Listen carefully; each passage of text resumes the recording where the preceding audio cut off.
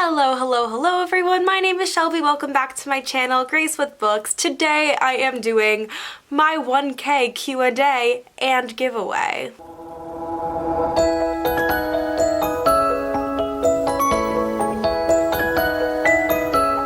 It's still sort of surreal to me. I feel like this is a dream. I just want to thank you guys so much for 1,000 subscribers. That's absolutely insane to me. This is something that I've literally always wanted to do. I grew up watching booktubers, and when I finally had the opportunity to do it myself, it was such a fun platform where I could just express my love of books with other book nerds, and I've been so happy ever since I joined in June. So I asked you guys for some questions in my last video and on the community tab, and you guys responded with a ton of questions for me, and I'm so excited to be able to answer them today. I've sort of sectioned them off into 3 different subgroups, so mental health, life in general, and books. So I'll go through all of those categories and answer the questions within them. Before we get started, I have a few people to thank. Of course, I'm thankful to all of you guys, and I just want to shout out a few people who have made my booktube experience so incredibly amazing. First, Sadie from Sadie Joyful, Delancey from Reading BRB, Hannah from Snow White Reader, Erin from Ripley Reads, Eden from Eden is Reading, and so many more. I am just so thankful for all of you. And I'll link all their channels down in the description. I am hosting a giveaway for this milestone. I will be announcing the details for that as well as the prize at the end of this video, so please stay tuned and let's just get started. So the first category we are going to do is life updates. So let's get started. The first question is, it's more just like general information about college and stuff, like what I'm studying. I am currently a sophomore in college. I am double majoring in drama, theater studies, and psychology, and I have getting a minor in creative writing.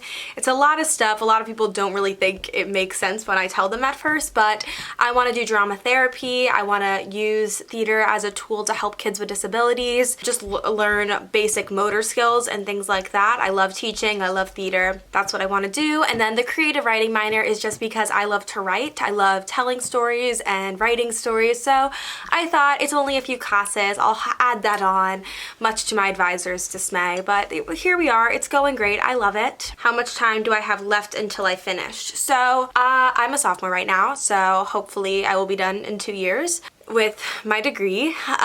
Given the whole pandemic, I'm not sure if that means I'll have to push back my graduation a semester. I just sort of don't know right now, but the plan is to finish in 2 years. I've already sort of answered the year I'm in college, what I want to do after college. I am planning on studying abroad. Not really, it's sort of a study USA kind of thing. Hopefully next semester, my first semester of junior year, I will be in New York for the fall. I'll be studying at another university there for just the semester through a program with my school, and basically I'll take classes at that university for the semester, and I will also have an accompanying internship. So the whole point of the program is to study in like a busy city as well as get internship experience. So hopefully I'll be interning with a theater company in their education department. Everything's a little uncertain right now, but hopefully that is what'll happen. I'm really excited. Like, I have so many good ideas for New York videos. I'm so excited for the whole experience of living in New York. Do I have a boyfriend? No. I am as much of a single Pringle as there is right now, so it's not my fault. The guys at my university, well, how to describe them?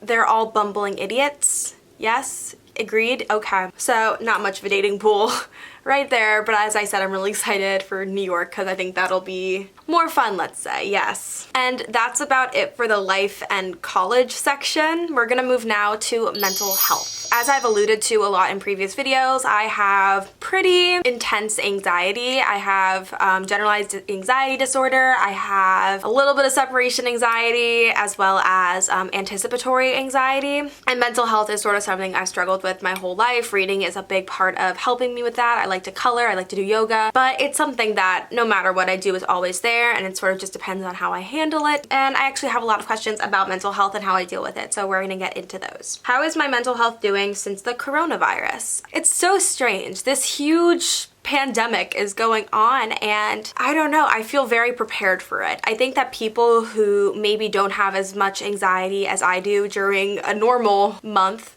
are actually, it's hitting them harder. I have sort of been dealing with my anxiety my whole life, and I have tools in place to help me. I have yoga, coloring, all these different things. Like, I know how to calm myself down. I know how to handle myself, and I think that a lot of people don't have those tools already set.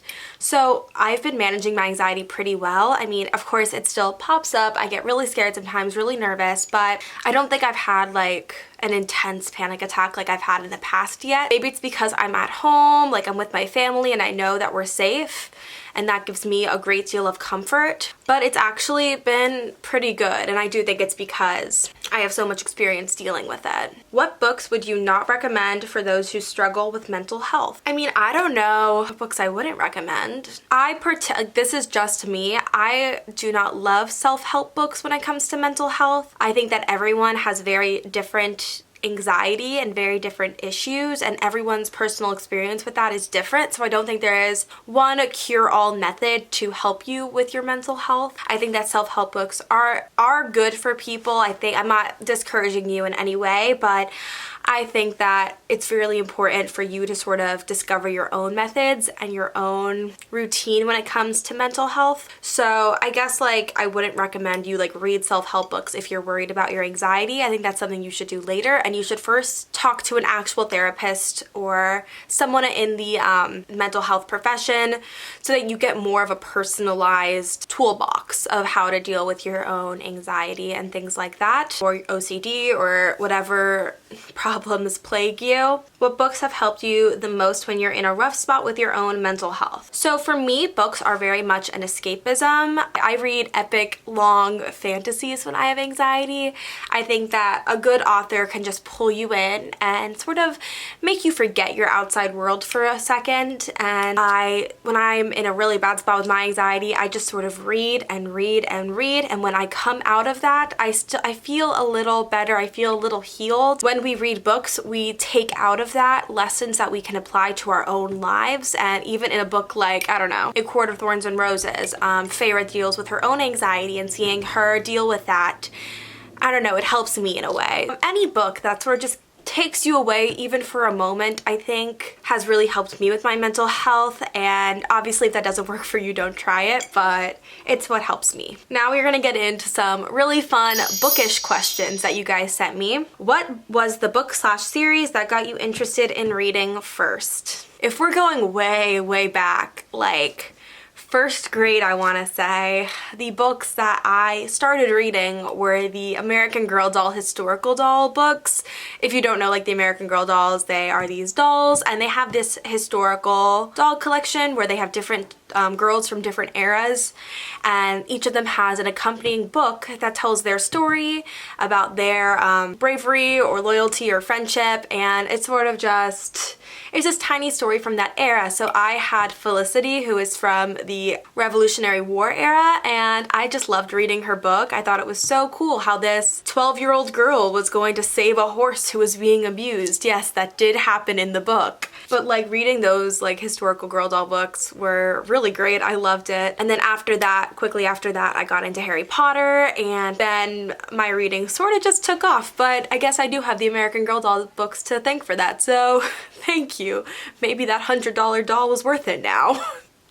No, it wasn't. What are my favorite genres? Ooh, my all-time favorite genre is definitely fantasy. I love fantasy. I love that there is so much within the genre you can do. Just authors are so creative with the way they world build and create plots and characters, and there's just so much imagination at play when it comes to fantasy, and I just absolutely love it. But definitely romance, like new adult romance contemporaries are close behind. But yes, fantasy is definitely like my all-time favorite genre. Are there any authors I'd like to meet? Yes, I actually have met quite a few authors that were just so cool. I've met Jennifer L. Armentrout, who's like one of my favorite authors of all time. I've met her on several occasions. I've met Bridget Kammerer, who wrote the Cursebreakers series. I've met Wendy Higgins, who wrote Sweet Evil. I've met quite a few authors, but one that I still have not met that I really want to meet is Holly Black. She wrote the Folk of the Air series, The Cruel Prince, Wicked King, Queen of Nothing, but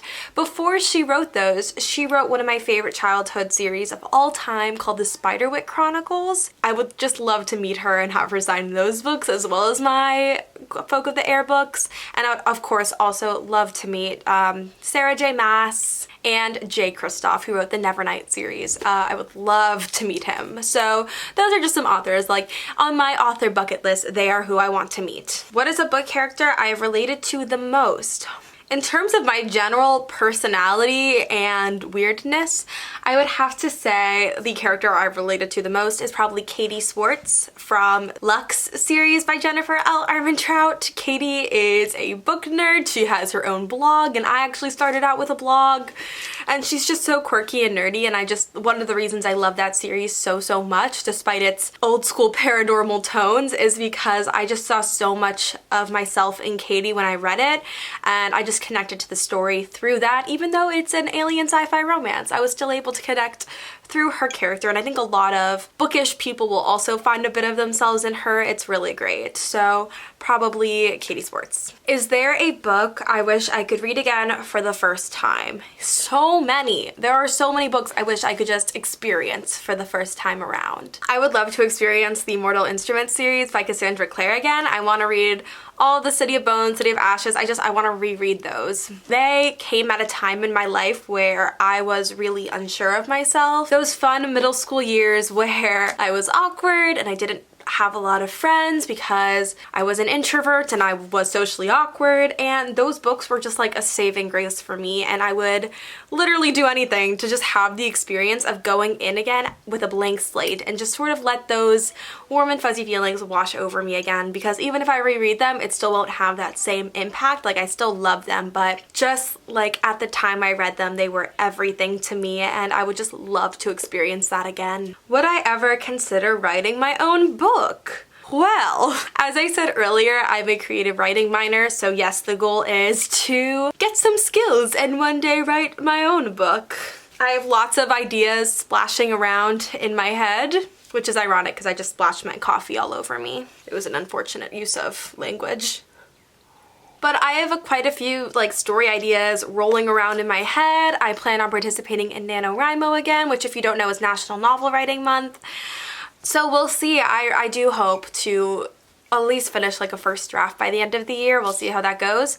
But it's definitely something that I've considered, and that's something I would love to do. And when I have more information on it, I will let you guys know. You'll probably be the first to know. The last question is sort of book related. It's about my booktube. What are my goals for my YouTube channel? To just enjoy doing it. I don't really have any set goals. I sort of just want to keep putting out content that I enjoy and that you guys enjoy. I want to, I guess, expand my own community. I want to meet more people, make more friends, and I just want to love doing it. That's my goal. My goal is to just be happy filming videos and talking about books. So yeah, that's the goal for the channel. Just to be a place where people can come and smile because they like talking about books. So finally, I have a little advice section because people ask me for advice, which is just, do you have any advice for booktube?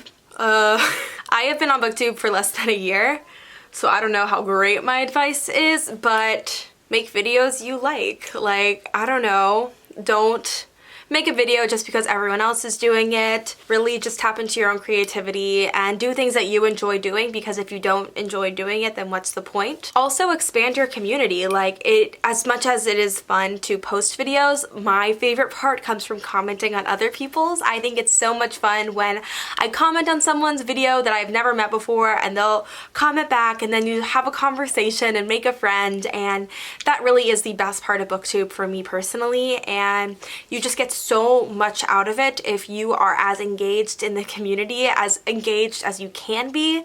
So that's really my advice. Just be an active part of the community because you will get so much out of that. And those are all the questions for the 1K Q&A. Thank you guys so much for submitting questions. And now for the fun part that you've all been waiting for, a giveaway. To thank you guys for getting me to 1K, I am going to be doing a little book depository giveaway. If you don't know, Book Depository is an amazing site that ships books with free shipping around the world. Obviously, before you enter, please make sure you are 18 or older or have a parent's permission. This giveaway is not affiliated through YouTube. And before you enter, please make sure that Book Depository ships to your country. I will be selecting 2 winners for this giveaway, and each will receive $15 on Book Depository to get the book of their choice, and I will send it to them. To enter, it is super easy. All you gotta do is subscribe to me, like this video, and comment your favorite emoji in the comments, as well as whatever you want to say. This video is being premiered on April 13th, so I'm going to close the giveaway on April 23rd and announce the winner on April 24th. If you're not following me on Instagram yet, at Graced with Books, please be sure to do so, because that is where I'm going to post the winner. If you don't have an Instagram, that's fine. Put your Twitter or email in the comments and I will contact you that way. And that's it for the giveaway and for this video. So, if you guys liked this video, don't forget to like, subscribe, and comment. Hit the notification bell to get updates on when I post. I post every single Monday and Thursday. As always, stay safe, stay healthy, stay happy, and I'll see you guys in my next video. Bye guys, love you!